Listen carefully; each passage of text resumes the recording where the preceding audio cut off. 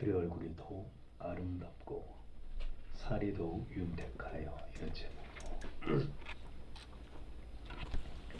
다니엘서 강의를 이어가겠습니다. 가장 어둡고 절망적인 시대 속에서 하나님께서는 하나님의 일을 행하고 계셨습니다. 그렇게 하실 수 있는 분이 하나님이십니다. 인간의 모든 생사화복과 역사의 흥망성쇠를 주관하시는 분은 오직 하나님 한 분뿐이십니다.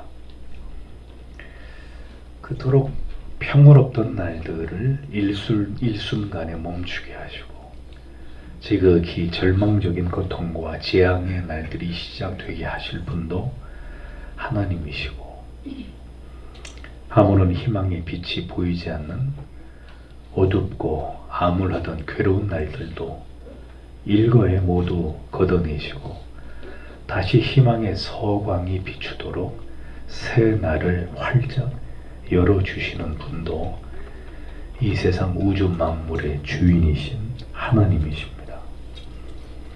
우리가 보기에 가장 절망적인 상황이라 여겼던 어떤 시간 속에서도 하나님은 언제나 하나님의 놀라우신 계획과 방법으로 하나님께서 준비시킨 사람들을 통해서 누구도 생각지 못한 일들을 이루어 나아가시는 분이십니다. 그러므로 하나님을 믿는 신자의 인생 속에는 결코 하늘이 무너지는 절망의 날도 없고 영원히 평화롭고 행복한 날들만으로도 우리의 삶이 가득 채워지지 않는다는 사실을 우리는 분명히 알아야 합니다. 성경은 분명히 우리에게 형통한 날도 있고 곤고한 날도 있다고 말씀하고 있습니다. 중요한 사실은 그 인생을 지나가면서 우리가 겪게 되는 그 모든 날들 속에서 오늘도 펼쳐지고 있는 우리를 향하신 하나님의 놀라운 뜻과 계획과 섭리가 무엇인지를 깨달아가는 것이 인생에서 중요한 과제다라는 것입니다. 바벨론에 의해서 유다가 멸망당하고 유다의 전도 유망했던 젊은이들이 모두 포로로 끌려가 버린 이스라엘 입장에서는 그야말로 모든 것이 암울하고 절망적인 상황이었겠지만 그 시대에 바로 그곳에 하나님께서 자기 일을 맡기실 자들을 예비하셨고 그들이 그곳에 존재하고 있었다는 것은 우리에게 참으로 소망이 넘치는 일이 아닐 수 없습니다. 그 하나님이 그 가운데서 무엇인가를 하고자 하고 계시는구나. 우리가 그것을 깨닫게 되기 때문입니다. 그들 중에 유다 자손 곧 다니엘과 하나랴와 미사엘과 아사랴가 있었더니 성경은 이 네 사람의 이름을 이토록 선명하게 기록해 놓으므로 이제 우리들에게 하나님께서 무엇인가를 계획하고 계시고 얼마나 드라마틱하게 이들을 통해서 그 하나님의 일들을 이루실지를 설레이는 마음으로 기대하며 바라보게 하고 있습니다. 바벨론은 그들의 이름을 계명하여 모두 이교도적인 이름으로 바꾸었어도 이 다니엘과 세 친구의 정신과 마음은 바꿀 수 없었습니다. 우리는 이것을 기억해야 합니다. 악한 시대, 이 부패하고 타락한 세상에서 우리가 살아가고 있다 하더라도 우리가 누구인지를 기억해야 합니다. 그들은 영광스러운 하나님의 백성들로서의 자기들의 이름에 그 거룩한 의미를 잊지 않고 살고자 했습니다. 그들의 이름은 빼앗아 갔어도 자기들이 가지고 있는 그 이름에 새겨져 있는 하나님을 경외하고자 하는 그 정신을 그들은 가슴에 새긴 채로 그 어두운 시간들을 지나가고 있었던 것입니다. 나라를 빼앗기고 이름도 빼앗긴 채 이국 땅에서 포로가 된 이 상황이 다니엘과 세 친구로 하여금 더 하나님만을 의지하고 자기들의 거룩한 정체성을 잃어버리지 않게 만드는 강력한 동기를 부여해주고 있었듯이 하나님께서는 진리가 매몰되어 가고 있는 오늘의 이 시대에도 어떤 거룩한 정체성으로 우리를 깨우시고 우리를 무장하시며 준비시키고자 하시는지를 우리는 성경을 통해서 그것을 알기를 힘써야 할 것입니다. 시인 윤동주는 나라를 빼앗긴 서러움을 시로 승화하며 자신의 정체성을 잃지 않고 유학생의 신분으로 일본 제국주의에 저항하다 약관의 꽃다운 나이에 자신의 시집이 이토록 대한민국의 모든 사람들에게 사랑을 받으리라는 것을 전혀 생각지 못한 채 감옥에서 쓸쓸한 죽음을 맞이했습니다. 한 시대는 그 시대를 살아가고 있는 신자에게 우리가 어떤 존재로 어떤 의식을 가지고 살아갈 것인지를 깊이 생각하게 만듭니다. 우리에게 주어진 사명은 무엇이고 우리는 누구로 살아가야 할지를 선명하게 가르쳐 줍니다. 신자는 그것을 발견하고 그 가치를 위해서 살아가고자 하는 자가 되어야 합니다. 그가 진정한 그리스도인입니다. 그럼에도 불구하고 그렇게 그리스도인이 분명한 자기 정체성을 가지고 이 세상을 살아가는 것은 결코 쉬운 일만은 아닙니다. 세상은 끊임없이 우리를 도전하며 우리가 그 뜻을 세워 살아가는 것을 구경만 하고 있지 않습니다. 어떻게 해서든 그 모든 것을 무너뜨리고 파괴시키고 세상 사람들과 동일한 삶을 살아갈 것을 우리에게 강요합니다. 그러하기에 성도는 믿음의 가정과 그리고 교회에서 언제나 함께 모여 우리가 진정 누구이고 어떤 가치와 사명을 따라서 살아가야 되는지를 계속 상기시키는 일들을 멈추지 말아야 하는 것입니다. 우리의 자녀들로 하여금 바벨론의 언어와 학문을 알고 이해하게 하므로 그 바벨론의 언어와 학문의 어리석음을 정확히 간파하고 그 심각한 반성경적인 어리석음을 날카롭게 비판하고 그것을 일격에 깨뜨릴 수 있는 전사들로 우리의 자녀들을 양육시켜야 될 책임이 사명이 부모님 여러분들에게 있다는 사실을 잊지 않으셔야 합니다. 가정에서는 부모를 통해서 교회에서는 믿음의 지체들을 통해서 우리의 정체성과 사명을 거듭 상기하며 함께 영적으로 무장하는 일들이 계속 되어야 합니다. 우리가 누구인지가 분명해질 때 근본적으로 내가 변화되게 되는 것이고 우리 가정이 변화되는 것이고 학업의 동기가 달라지게 되고 여러분의 직업에 대한 이해나 사회생활의 태도나 자세가 본질적으로 수정이 되는 그런 일들이 일어날 수 있기 때문입니다. 이 암울한 시대 속에 빛의 인물을 띤 네 사람이 역사의 표면 위로 떠오르고 있는 것을 성경은 보여줍니다. 우리는 그들의 모습 속에서 오늘의 우리의 모습을 우리의 정체성과 사명을 발견해야 될 것입니다. 그런 마음을 가지고 성경의 본문을 계속해서 살펴보도록 하겠습니다. 8절에서 9절을 보십시오. 그리고 다니엘은 그의 마음에 그가 왕의 진미와 그의 마실 것들의 포도주로 인하여 스스로 더럽히지 않을 것을 정하였다. 그리고 그런 환관장에게 그가 스스로 더럽히지 않을 것을 요청하였다. 그리고 하나님께서 다니엘을 환관장 앞에서 인애와 긍휼들로 두셨다. 이렇게 기록이 되어 있습니다. 느부갓네살 왕은 자신의 신복 아스푸나스에게 명해서 왕을 모실 수 있을 만큼 출중한 유다 출신의 왕족과 귀족 출신의 소년들을 잘 선발해서 그들을 교육하고 잘 준비시키게 했습니다. 이렇게 선발된 그들은 왕이 직접 하사하는 진미와 포도주만을 먹으면서 3년 동안 바벨론의 언어와 학문과 지식을 습득해 가고 있었습니다. 이 일은 그렇게 해도 되고 하지 않아도 되는 이런 문제가 아니라 왕이 그렇게 행하도록 명령한 지엄한 과업이었습니다. 바벨론식의 이름으로 계명을 하고 다니엘의 모든 학문과 지식을 배워야 하는 일은 거부할 수 없는 일이지만 바벨론의 모든 학문과 지식을 배우는 일, 이것은 다니엘과 세 친구들이 반드시 해야 되는 일이었지만 다니엘과 세 친구들은 그러나 뜻을 정해서 왕이 주는 진미와 포도주만큼은 거절하고자 마음을 정했다는 것입니다. 이것은 바벨론의 포로로 끌려온 신분으로 반드시 그렇게 행할 수밖에 없는 일들에 대해서는 외적으로 순응하여 따르겠지만 자신의 신앙의 양심을 속이거나 믿음을 저버리는 일들에 대해서만큼은 절대로 이 문제를 수용하지 않으리라는 다니엘과 이 세 친구의 굳은 결의를 보여주는 것입니다.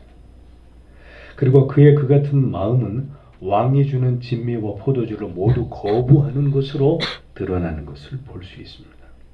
다니엘은 뜻을 정하여 왕의 진미와 그의 마시는 포도주로 자기를 더럽히지 아니하리라 하고 라고 기록되어 있습니다. 다니엘이 왕이 주는 음식을 거절한 이유에 대해서 여러 학자들이 추론하기를 이것은 다니엘이 율법을 지키기 위함이었다라고 주장합니다. 이방의 나라에서 만든 음식들은 율법이 금한 음식이거나 규례에 따라 조리된 음식들이 아닐 경우가 많았을 것이기 때문이라는 논리입니다. 또 이교도들의 우상에게 바쳤던 제물이었을 가능성도 배제할 수 없었기 때문에 다니엘은 왕이 주는 음식을 거절했을 것이다, 이런 주장을 펴기도 합니다. 그러나 이러한 주장들은 그 근거가 부족합니다. 왜냐하면 우상에게 바친 음식 가운데 채소가 그럼 포함되지 않았을 것이라는 그 결정적인 증거가 어디에서도 찾아볼 수가 없고, 바벨론의 음식이 율법적으로 부정한 것이었다면 다니엘은 그곳에 사는 동안 내내 영원히 바벨론의 음식은 입도 대지 말았어야 되는 것이죠.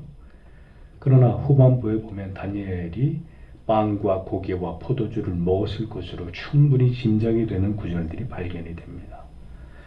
그러므로 이러한 이유들에서 왕이 주는 음식과 포도주를 거절했다고 보기보다는 다니엘과 세 친구는 전적으로 하나님만을 의지하고자 하는 믿음으로 채식과 물을 선택한 것으로 보는 것이 타당한 것이라는 겁니다. 자연적으로 자라난 채소만 먹고 또 자연에서 나온 물만 마시기로 그렇게 뜻을 정했던 것이죠. 물론 그 채소와 물도 왕으로부터 주어지는 것이겠지만 왕이 주는 모든 좋은 것들을 다 포기하고 생존에 필요한 최소한의 것으로 제한을 하고 그들에게 음식과 포도를 주는 느부갓네살 왕에게 의존해서 살아가기보다는 우리는 오직 하나님께 의존해서 하나님의 뜻대로 살겠다라는 그들의 신앙과 신념을 그렇게 표현하는 것입니다.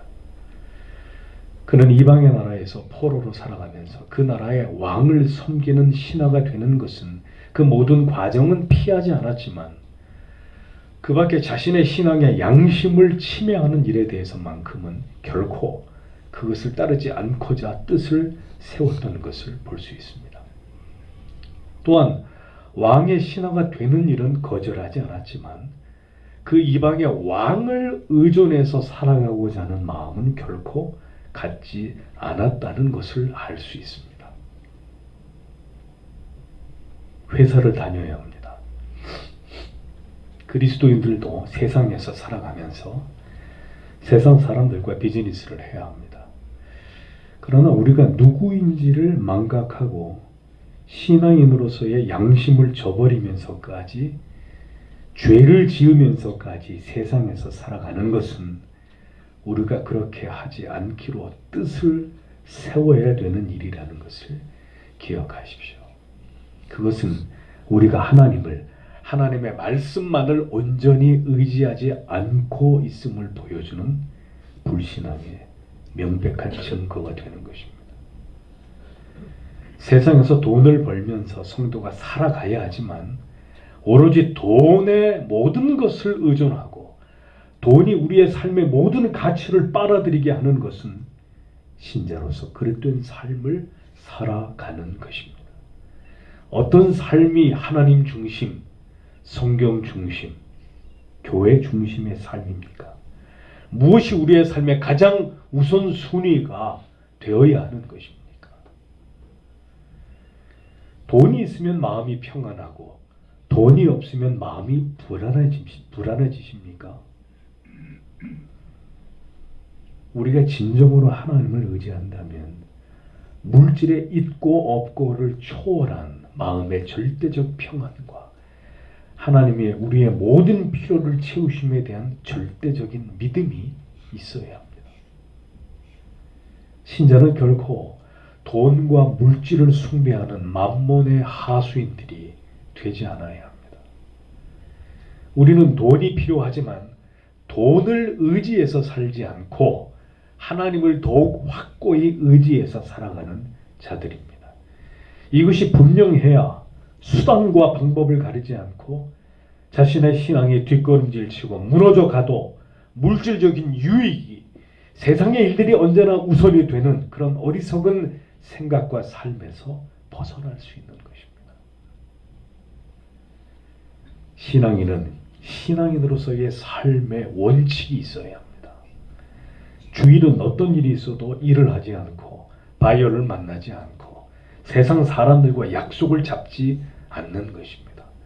그들과 함께 회사를 다니며 함께 일을 해야 하더라도 우리의 몸과 마음으로 우리의 양심으로 죄를 범하는 일에 대해서는 조금도 타협하거나 양보하지 않는 그 중심이 우리에게 서 있어야 합니다.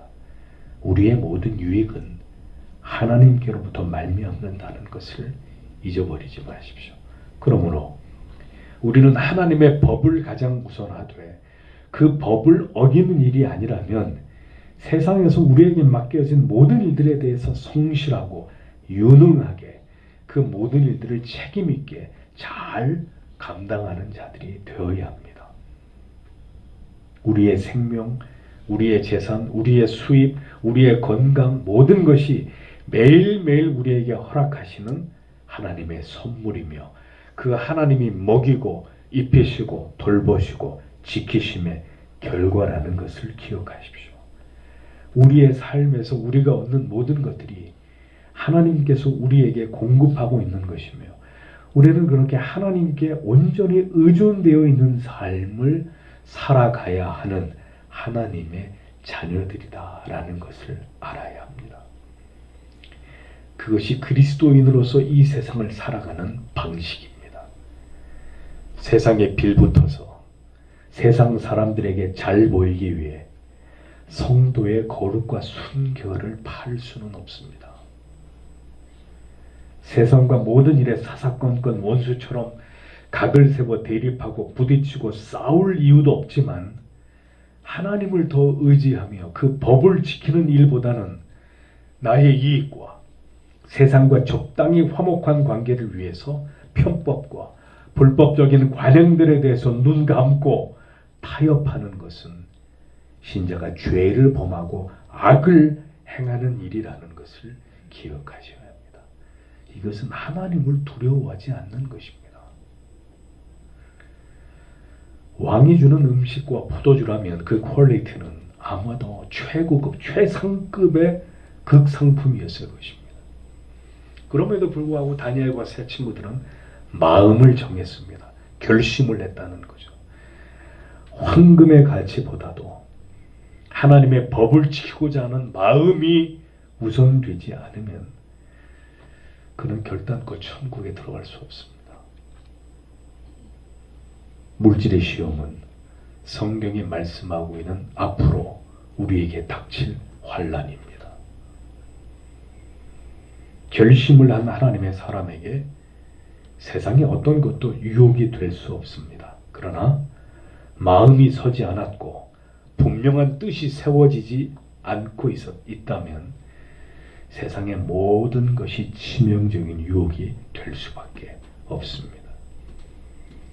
세상이 그 어떤 아름답고 가치 있는 것들보다 내가 하나님의 자녀로 구별되게 살아가는 그 삶이 하나님 앞에서 더 가치 있는 일로 여겨지는 그 마음의 확고한 뜻이 결연히 세워져 있지 않다면 그 누구도 이렇게 결정하는 일은 쉬운 일이 아니었을 것이라는 것을 우리는 생각해 볼 수 있어야 합니다. 시편 57편 7절은 하나님이여 내 마음이 확정되었고 내 마음이 확정되었사오니 내가 노래하고 내가 찬송하리이다 라고 고백하고 있습니다. 다시는 돌이키지 않는 확정된 마음이 이 세상을 살아가는 성도들에게 필요합니다. 때에 따라서 자꾸 뒤집어지는 마음이 아니라 확정된 마음. 불의한 이익을 하나님께서 기뻐하시지 않는 길에 결코 서지 않으리라는 그 뜻이 여러분의 생애를 지배하게 되기를 기도하십시오.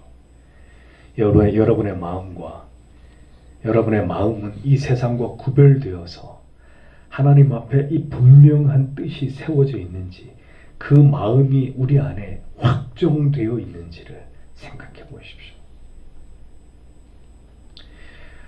언제쯤 확정이 되겠습니까? 아직도 미정이신가요? 얼마나 더 시간이 지나가야 하나님을 향한 우리의 결연한 뜻이 우리의 마음과 그 영혼 중심에 확정될 수 있을까요? 우리의 간절한 기도가 필요한 부분입니다. 다니엘과 세 친구는 바벨론의 체제를 부정하거나 반대하지 않았습니다. 왕의 명령을 무시하지 않았습니다. 그들은 전체적인 부분에 있어서는 복종하고 충성을 보였습니다. 그러나 그들은 다만 개인적인 식단에 대해서만큼은 환관장에게 허락을 구하고 있었던 것입니다. 신자는 세상에서 살아가면서 큰 틀에서는 누구보다도 성실하고 충성심 있게 어떤 일이든 감당해야 합니다. 이것이 전제가 되어야 합니다. 그러나 부분적으로 개인에 속한 신앙에 속한 문제에 있어서만큼은 양보하지 말아야 합니다. 우리의 믿음은 그러해야 합니다. 이 세상이 나에게 줄 수 있는 가장 고귀하고 진귀하고 아름답고 최고의 가치가 있는 것이라도 그것이 하나님의 법을 어기고 나의 양심을 거스리게 하는 일이라면, 나를 죄에 넘어지게 하는 것이라면 결국 그것을 수용하지 않으려는 그것이 바로 믿음입니다. 때로 신자가 금식을 하는 것은, 때때로 자신을 고독 속으로 밀어넣는 것은 세상에 의존하여 살지 않고 사람들에게 의지하지 않고 오롯이 더 하나님께 집중하고자 하는 신앙의 좋은 훈련이 됩니다. 세상의 임금이 주는 모든 것을 거절하고 오직 하나님이 주시는 은혜로 살고자 하는 우리의 신앙의 기백을 연마할 수 있는 이러한 훈련과 노력이 우리에게 반드시 필요합니다. 우리가 집착하고 몰입하던 모든 것을 손에서 놓고 하나님을 묵상하면서 보내는 하루도 우리에게 쉬운 일이 아니라면 우리는 지금 과연 누구를 진정으로 의지하고 섬기고 경외하고 있는 것인지를 진지하게 생각해 보실 수 있어야 합니다. 하나님의 자녀들의 하나님을 향한 사랑과 경외는 그 법을 지키는 것으로 증명되고 드러나게 됩니다. 자식이 그 부모와 스승을 존경한다는 것은 그 부모의 말씀과 스승의 가르침에 절대 복종하는 것으로 나타나는 것입니다. 절대 명령에 대한 절대 순종, 이것이 성경이 말씀하는 믿음입니다. 그런데 지금은 절대라는 말에 대해서 총체적인 거부 반응을 보이는 시대입니다. 절대 진리 따위는 존재하지 않는다고 여기는 시대입니다. 왜 그렇습니까? 인간이 하고 싶은 것을 죄와 악을 가로막는 것이 바로 절대 진리이기 때문에 절대 진리, 성경 갖다 버리라는 거. 그런 거는 존재하지 않는다. 그러니까 절대 진리가 부정되니까 성도 여러분 모두 사라지는 거죠. 절대 신앙도 사라지는 것입니다. 성경이 절대 진리라고 믿지 않으니 이 절대 진리에 대한 절대 순종, 일사각오에 죽으면 죽으리다 하는 이런 신앙도 찾아보기 어려운 시대가 되는 것입니다. 이제 이 시대의 모든 것은 상대주의가 지배하고 있습니다.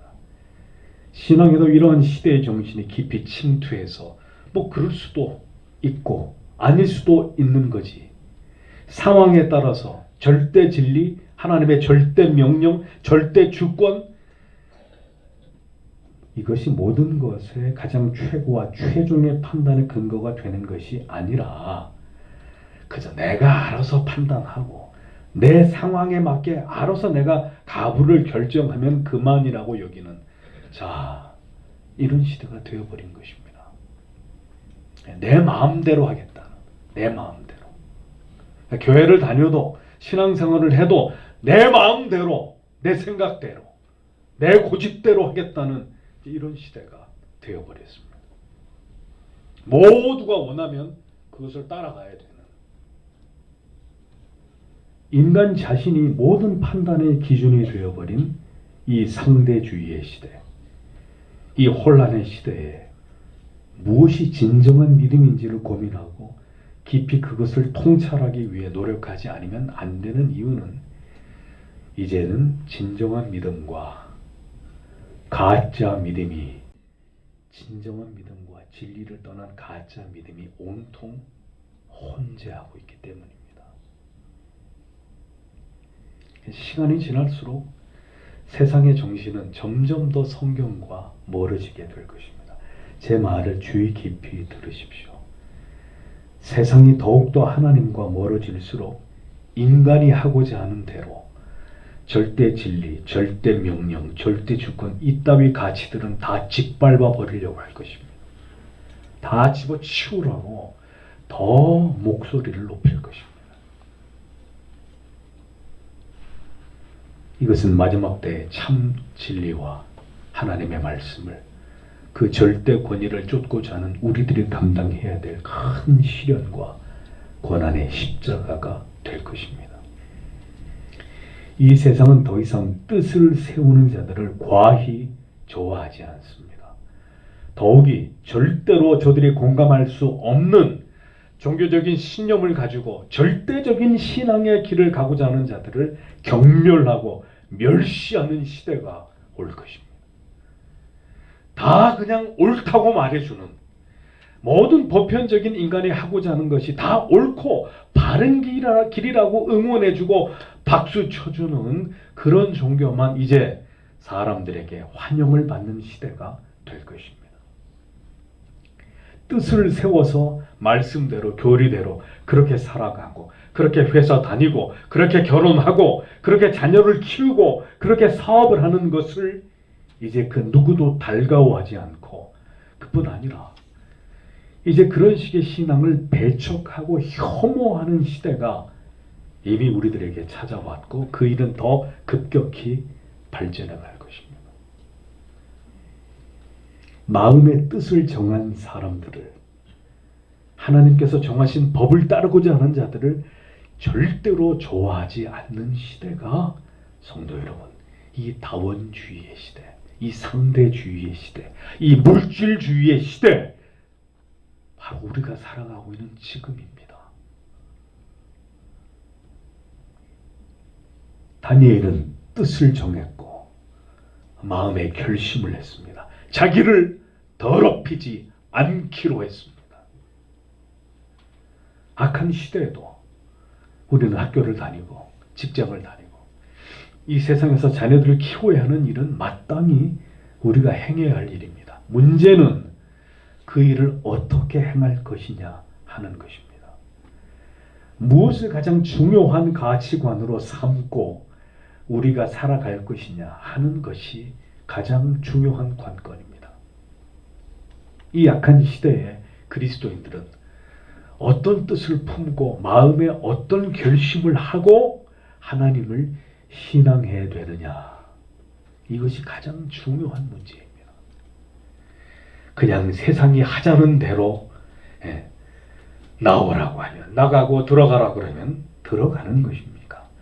세상이 정한 모든 법과 제도에 따라 어쩔 수 없다는 이유와 핑계로 우리의 신앙의 양심을 무너뜨리는 일들을 행하면서 그럼 우리가 그렇게 살아야 됩니까? 그렇게 믿어야 됩니까?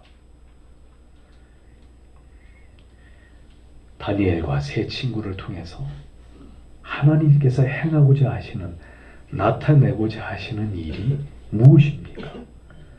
그들을 통해서 여호와 하나님, 이방의 모든 나라와 민족과 권력이라 할지라도 결코 무시해서는 안 되는, 절대로 함부로 여기거나 멸시할 수 없는 이 온 우주의 주인이 되시는 여호와 하나님의 이름을, 그 영광을 드러내고자 하십니다. 신자의 사명이 바로 여기에 있는 것입니다.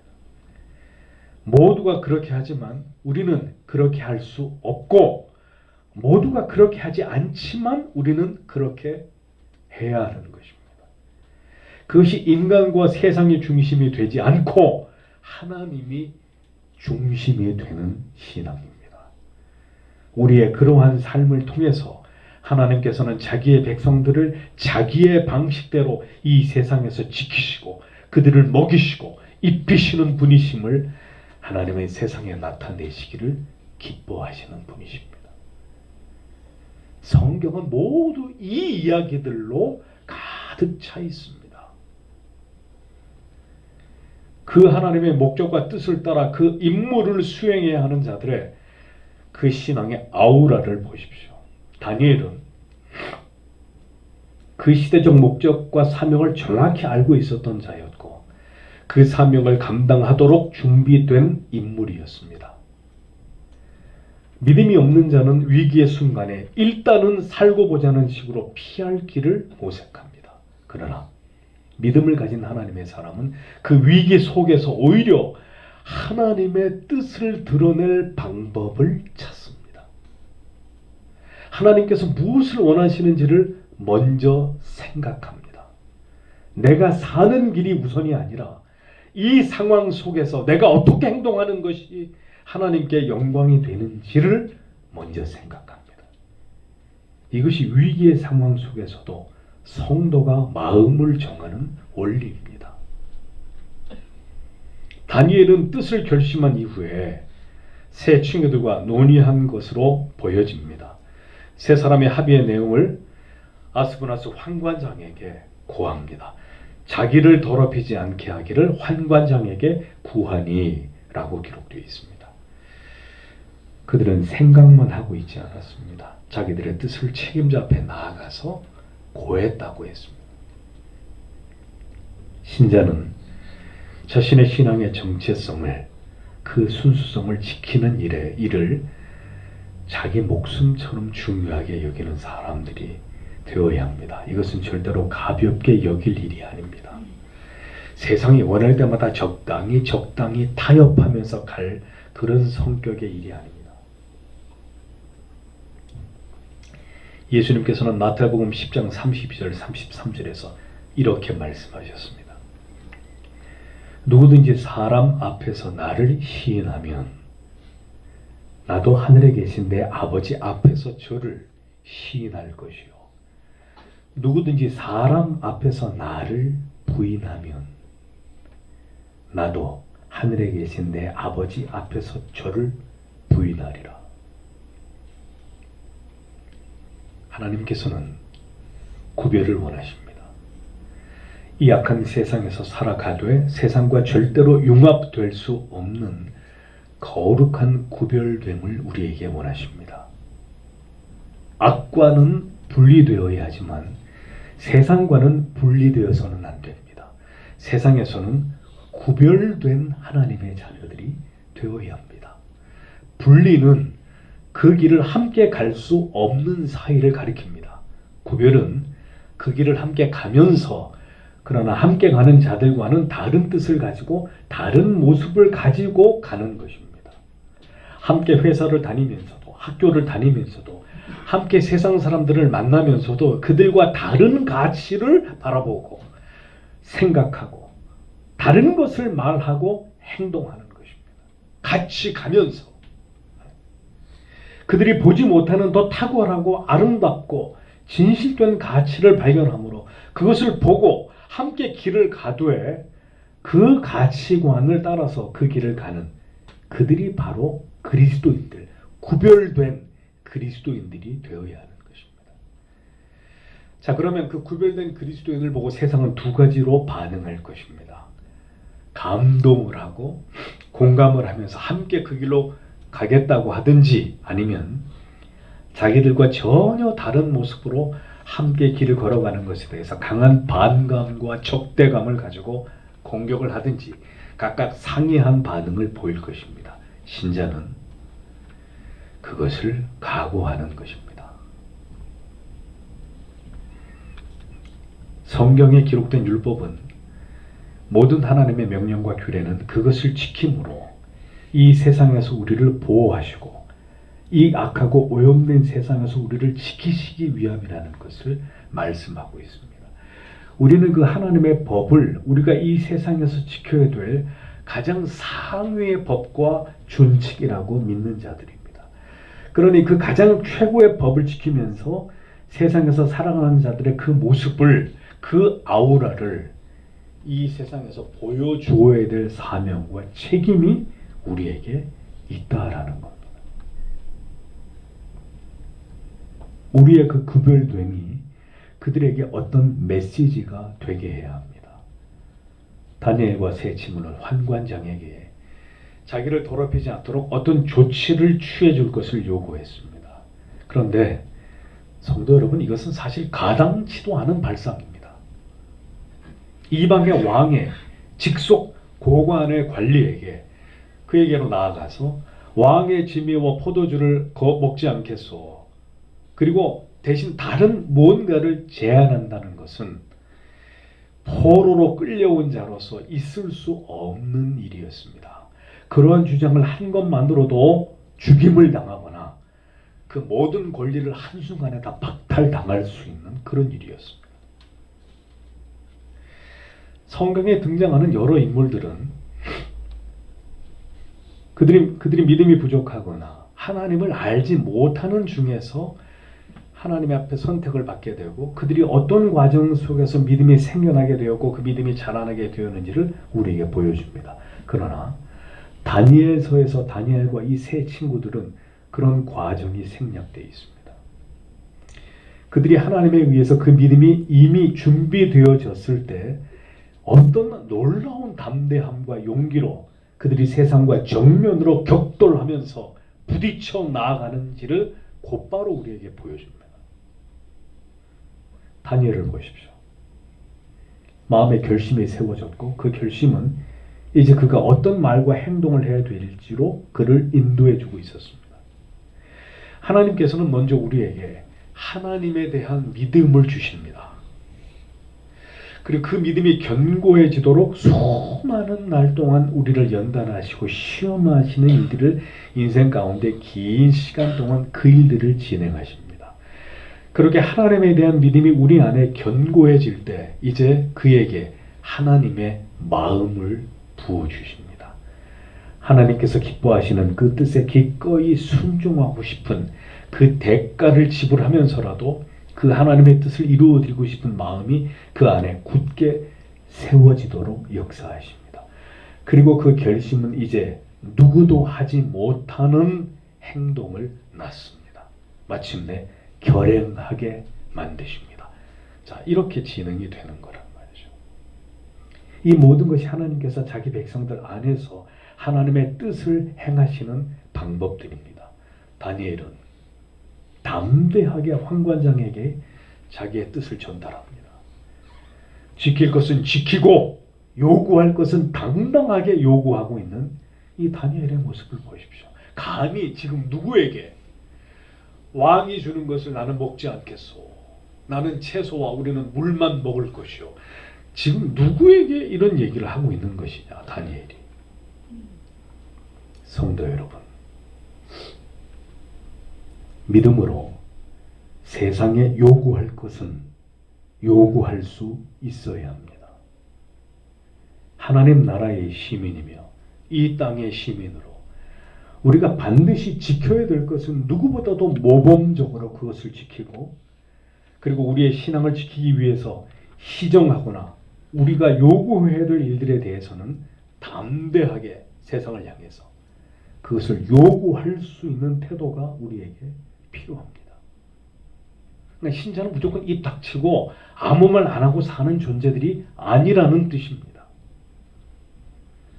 죽을 수도 있고 일거에 쫓겨나거나 감옥에 들어갈 수 있는 그런 일임에도 불구하고 다니엘은 주저하거나 굽힘 없이 자신과 친구들의 요구사항을 전달했습니다.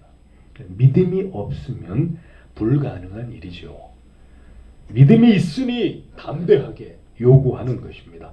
보통의 경우라면 엄두도 내지 않을 것입니다. 생각도 하지 않을 것입니다.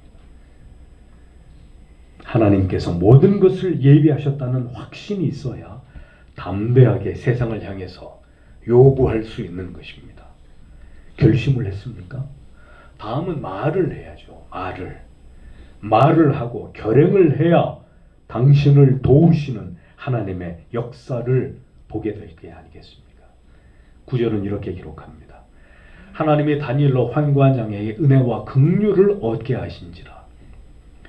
요셉으로 하여금 그가 가는 곳마다 시위대장 보디발의 감옥이나 감옥의 관리자에게 하나님은 계속 은혜를 입게 하셨듯이 이번에도 다니엘과 세 친구를 지키기 위해서 직접 나서시는 하나님을 배우게 됩니다. 다니엘이 환관장에게 구한 것은 그의 목숨을 비롯한 모든 불이익을 담보한 일이었습니다. 그러했기에 성경은 하나님의 개입을 기록하고 있는 거예요.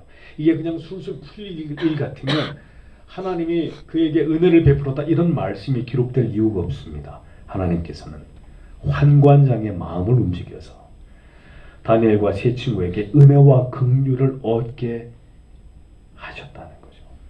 그렇게 하시지 않았다면 다니엘서의 그 다음은 기록될 수가 없는 겁니다. 하나님은 오늘도 은혜와 긍휼을 베풀기를 기뻐하시는 아버지이심을 기억하십시오. 믿음으로 하나님께서 기뻐하시는 일을 두려움 가운데 행하고자 할 때 하나님은 그에게 은혜와 긍휼을 베풀어 주십니다.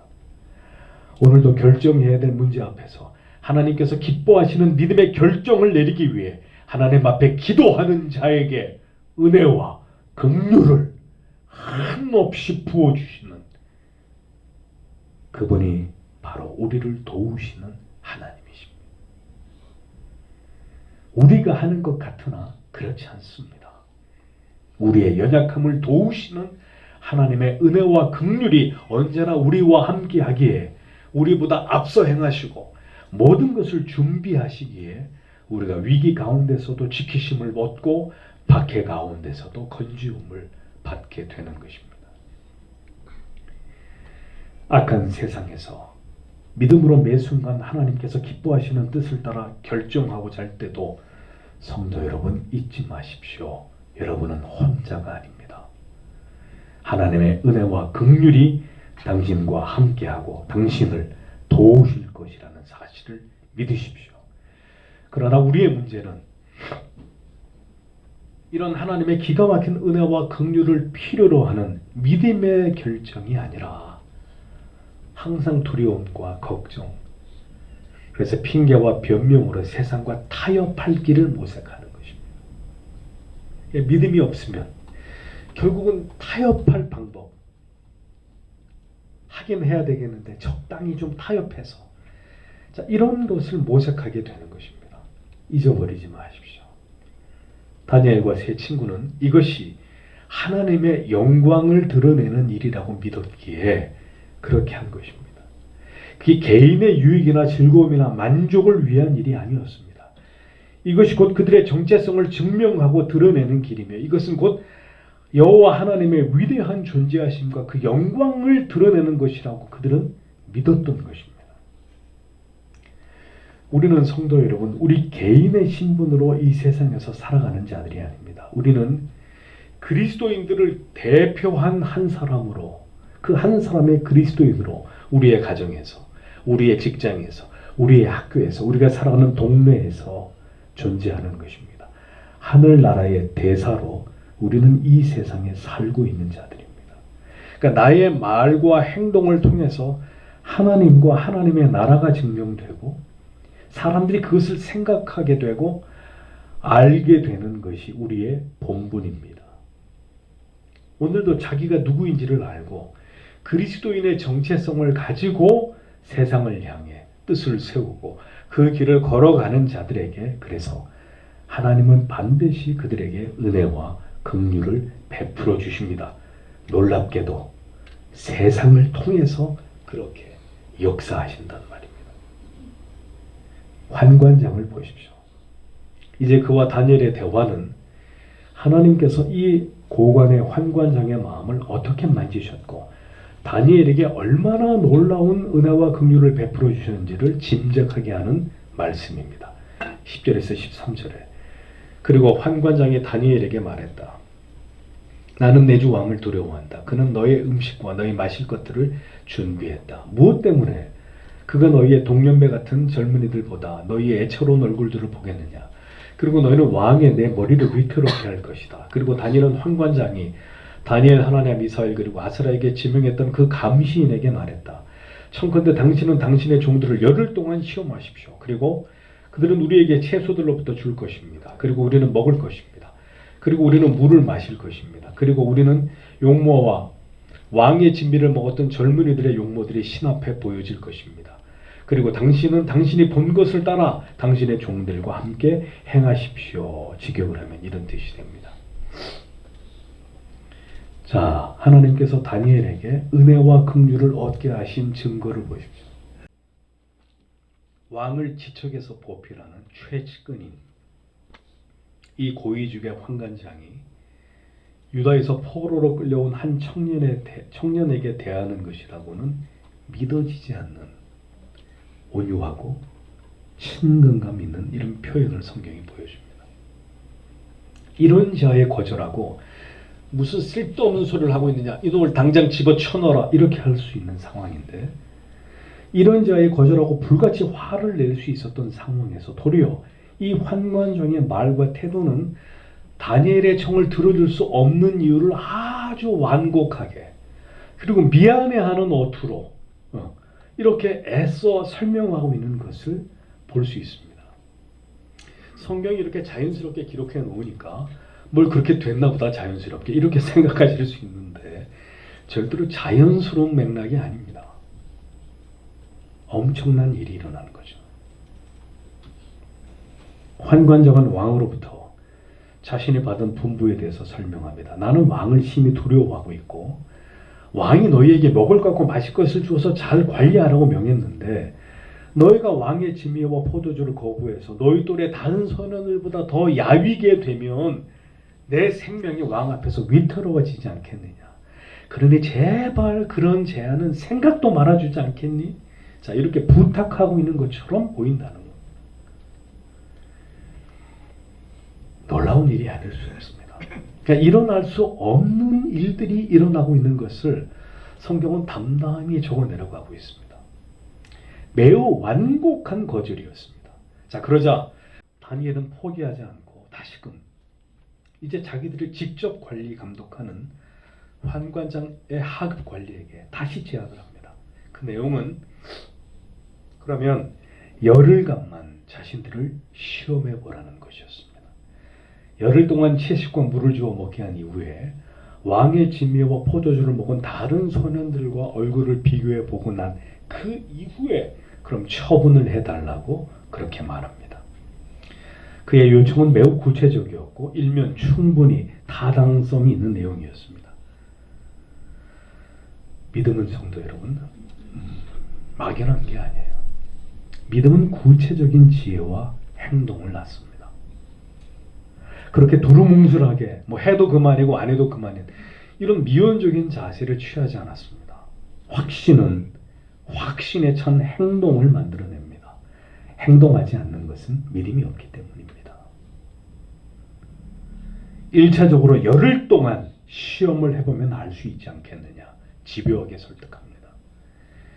하나님께서는 이번에도 다니엘과 세 친구를 감독하는 자의 마음까지 움직이십니다. 그들의 이 말도 되지 않는 제안을 받아들이게 하시고 열흘 동안 테스트를 시작하게 하셨습니다. 안 되는 일을 되게 하시는 하나님이십니다. 지금도 이 세상에서 믿음으로 하나님을 증명하고자 하는 자기 백성들을 위해서 하나님께서 믿지 않는 자들의 마음까지, 그들의 판단과 감정까지 움직이시는 하나님이시라는 사실을 잊지 마십시오. 여러분들이 볼 때는 안 될 것 같죠. 이 얘기를 대표에게 했다가는, 이 말을 누군가에게 했다가는 이건 뼈도 못 추는 일이고 그냥 먼저 문 앞에서 거절을 당할 일이라고 우리는 지레 겁을 집어먹고 우리 스스로 생각을 하고 판단을 해버리고 안 되는 일이야 하고 단정해버립니다. 과연 그럴까요? 하나님의 뜻을 이루는 일에 대해서, 그 법에 순종하는 일에 대해서, 세상에 그것을 요구하는 일에 대해서 왜 우리가 된다 안 된다를 판단합니까? 왜? 왜 하나님께서 하실 일에 대해서 우리가 미리 판단해버리고 미리 겁을 먹고 시도조차도 하지 않으려고 하는 것입니까? 무엇이 믿음입니까? 여러분이 하나님의 도움을 구하지 않을 뿐 하나님께서는 언제나 어떤 방식으로든 당신을 도울 모든 준비를 하고 계시는 분이십니다. 그렇게 하나님께서 도우실 때 어떤 결과를 얻게 되었는지를 보십시오. 14절에서 16절. 그리고 그가 그들에게 이 말에 대하여 들었다. 그리고 그가 그들을 열흘 동안 시험했다. 그리고 열흘의 끝으로부터 그들의 용모들이 좋고 왕의 진미를 먹었던 모든 젊은이들보다 육체가 살찐 것들이 나타났다. 그때 그것이 있었다. 그 감시인이 진미와 그들의 마실 것들의 포도주를 가져가는 것을 제하고 그들에게 채소들을 준다. 이렇게 기록되어 있습니다. 다니엘과 세 친구를 감독하는 자는 다니엘의 제안을 수락하게 되고 그의 말대로 열흘간 시험을 하게 됩니다. 열흘이 지난 이후에 다니엘과 세 친구의 용모는 왕이 준 고량진미의 진수성찬과 포도주를 먹고 마신 다른 소년들보다 더 아름답고 윤택했다 라고 성경은 기록하고 있습니다. 살이 윤택했다는 말은 살이 쪘다는 말입니다. 결국 이 감독자는 다니엘의 요청대로 왕의 진미와 포도주를 다 그들에게서 제하고 다니엘과 세 친구들에게만큼은 그들이 원하는 대로 채식을 주어 먹게 했다고 성경은 기록하고 있습니다. 하나님의 이름을 높이기 위해서 신자가 이 세상에서 걸어가야 될 구별된 길이 왕이 주는 진미와 포도주를 거부하는 것처럼 누가 보더라도 쉽게 이해할 수 없는 비합리적이고 무가치하고 어리석은 일처럼 보여질 수 있습니다. 또한 그러한 추상 같은 세상의 권위나 명령에 도전하는 것은 지극히 무모한 것처럼 저러다 잘리면 어쩌려고 그렇게 보여질 수 있는 일입니다. 그러나 여러분, 아버지의 뜻을 이루시기 위해 이 땅에 오신 그리스도를 보십시오. 그분은 세상의 권력 따위를, 불의하고 악한 자들의 그 위협과 협박에 그분은 굴하신 적이 없습니다. 주께서 말씀하시는 복음을 누구도 이해하지 않고 멸시하고 조롱했지만 그분은 전혀 위축됨 없이 꿋꿋하게 그리고 당당하게 온 세상을 결국 복음으로 무릎 꿇게 만드셨습니다. 율법을 폐하러 온 것이 아니라 완전하게 이루려 오셨다고 말씀하시면서 율법주의자들에게 맹공을 퍼부으시고 오직 하나님의 뜻을 이루시는 일에 초지일관 자신의 전 생애를 바치셨습니다.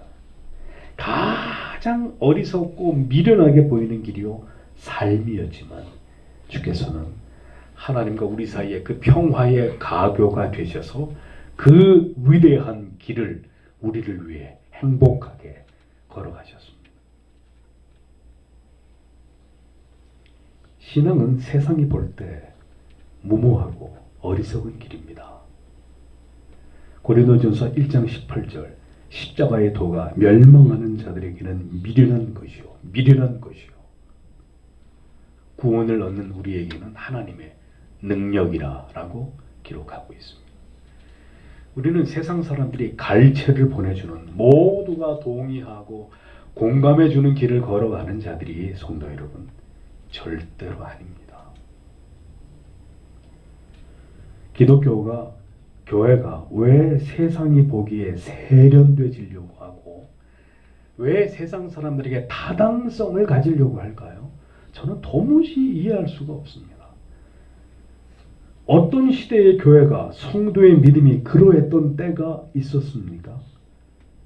하나님의 명령과 그 법이 세상이 우리에게 요구하는 바와 충돌하려 할 때 우리는 다른 모든 것을 양보하고라도 그것만큼은 수용하지 않는 믿음이 우리에게 필요한 것입니다. 또한 세상에서 어떤 일들이 우리의 신앙의 양심을 더럽히지 않고 하나님의 뜻을 이루어드리는 일이라고 할 때 신자는 세상의 보편적인 방식을 따르기보다는 우리가 추구해야 될 하나님의 방법으로 언제든 그것에 접근하고자 하는 그 지혜와 믿음이 우리에게 반드시 필요하다는 사실을 우리는 알아야 합니다.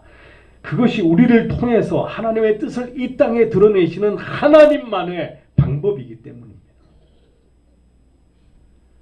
우리가 그렇게 하나님의 존재하심을, 그 이름의 영광을 드러낼 때 하나님께서는 우리를 기뻐하십니다. 그래서 그 결과가 이렇게 놀라운 하나님의 은혜의 역사로 식품 영양학적으로 따져보아도 도무지 일어날 수 없는, 과학적으로는 설명되지 않는 결과가 다니엘과 세 친구에게 결과적으로 일어나게 된 것을 성경은 보여주고 있습니다. 그들이 더 살이 쪘다. 채식과 물만 먹었을 뿐인데도 산의 진미의 포도주를 먹은 청년들보다 다니엘의 세 친구의 용모와 체구가 더 출중해지게 되었다는 겁니다. 단 10일 만에. 이 일은 이제 하나님께서 이들을 통해서 역사하고자 하시는 위대한 일들에 대해서 예고편일 따름입니다. 하나님은 이 네 사람의 믿음의 소년들을 통해서 자신을 드러내고자 하심이 그 목적이셨습니다. 이방의 절비한 우상들과 그 우상들을 숭배하는 짐승 같은 이방인들에게 하늘을 찌를 듯한 자신들의 권력에 취한 열방의 제왕들 앞에서 하나님께서는 여호와 하나님께서 어떤 분이신지를 분명하게 그들에게 드러내기를 원하셨습니다. 그들을 겸손케 만들기를 바라셨습니다. 이러한 하나님의 뜻을 알고 그 뜻에 붙들린 네 사람을 통해서 하나님께서는 이처럼 위대한 역사를 써내려 가셨습니다. 여호와라는 이름만 들어도 오금이 저리도록 하나님 되심을 그들 가운데서 나타내기를 원하셨습니다. 하나님께서는 모든 시대 속에서 영광을 받기 원하시지만 특별히 택하신 자기 백성들을 통해서 영광을 받기를 원하십니다.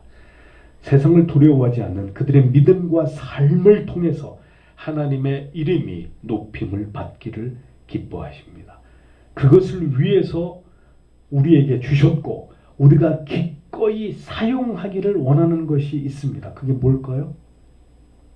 바로 믿음입니다. 다니엘과 세 친구는 바로 그 믿음을 매우 적절히, 매우 적합한 때에 하나님이 기뻐하는 방법으로 사용했습니다. 하나님은 그것을 원하셨고 그들은 이 일에 준비되어 있었습니다. 하나님이 인간들에 의해서 멸시와 조롱을 받는 시기마다 하나님께서는 어떤 일들을 행하기를 원하셨는지를 성도 여러분 깊이 생각해 보십시오.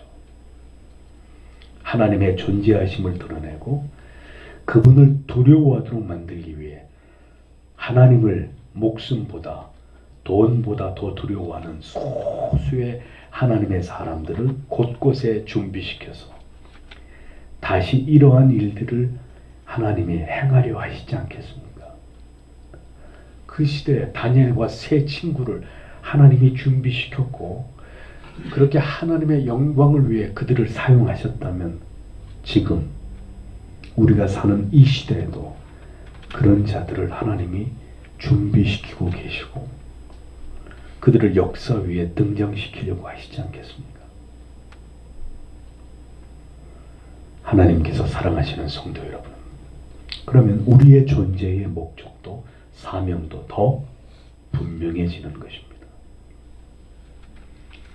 다시 흑암이 몰려오는 이 시대에 하나님을 멸시하고 조롱하고 절대 진리를 비웃는 이 시대에 하나님께서 하나님을 나타내고자 하신다면 오늘도 하나님께서는 하나님 외에 그 무엇도 두려워하지 않는 그 믿음을 가진 자들을 찾으실 것입니다.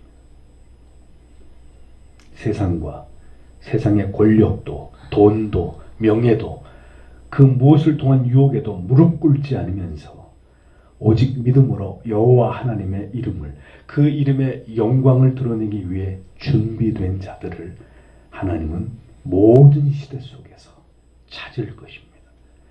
이미 준비시켜 놓은 그들을 역사 앞에 다시 출현하게 만드실 것입니다. 그 사람이 바로 이 말씀을 듣는 여러분과 여러분의 자녀가 되기를 기도하십시오.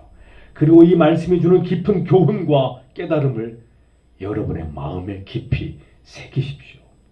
여러분이 계신 어느 곳에서든 이러한 사명과 존재의 이유와 목적을 따라 살아가십시오.